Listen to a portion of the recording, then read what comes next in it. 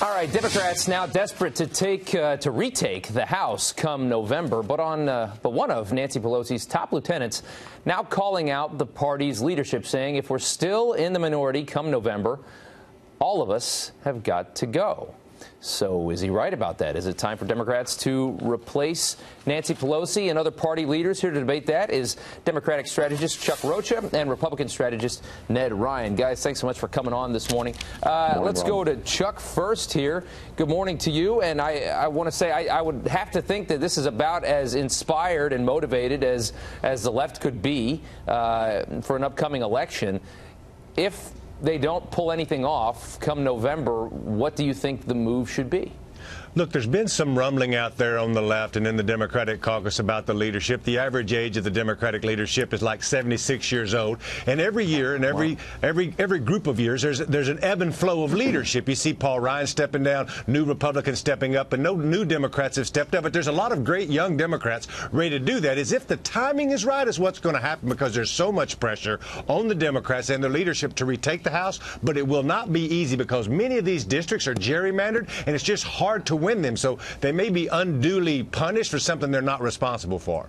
Okay. Ned, I want to go over to you. I mean, we see this apparent motivation. We see a lot of it. I mean, there's a lot of complaining, a lot of resistance. There's a lot of, outside. They're protesting in the streets and making a lot of noise. You don't see the enthusiasm the same way, though. You see that there might be a lagging there for the Democrats come November. Explain that.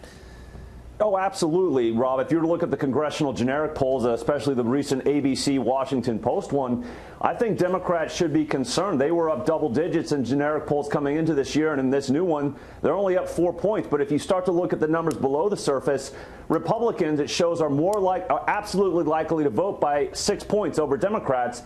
But even more concerned to Democrats, Rob, are the fact that the voters under 30 are saying that they're less than 40% likely to vote in the midterms. And then if you look at the black and Hispanic vote, they're lagging the white vote by double digits. And so I could see a scenario, Rob, in which Democrats maybe pick up 15 to 20 seats in the House, lose seats in the Senate, and still find themselves in the minority in 2019. And at that point, I think they absolutely would get rid of Nancy Pelosi in leadership. But here's the fact.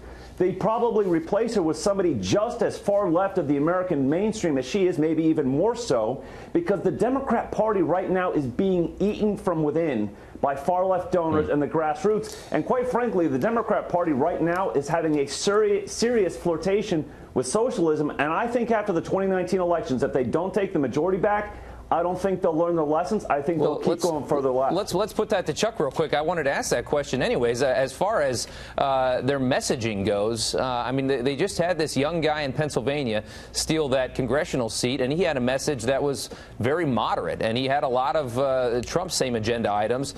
He didn't criticize the president, and he won a seat that he probably shouldn't have won. Is that a better direction for the Democrats than going far left? You know, I've been running campaigns for 27 years. I don't talk about politics on TV. I do politics every day. And what I see out there across the country in races that I'm working in is there's one Democrat don't look like all Democrats. And like Rob said, like Ned said, that we do underperform in off years. But I've never seen the enthusiasm that I've seen that's coming up in this off year. But that's always comes and goes. I remember back to 1994 when that same enthusiasm was on the other side. The great thing about politics is it swings back and forth. And if politics will listen to the people, we're going to be okay. The pendulum swings. Gentlemen, thanks so much for coming on this morning. We appreciate your time.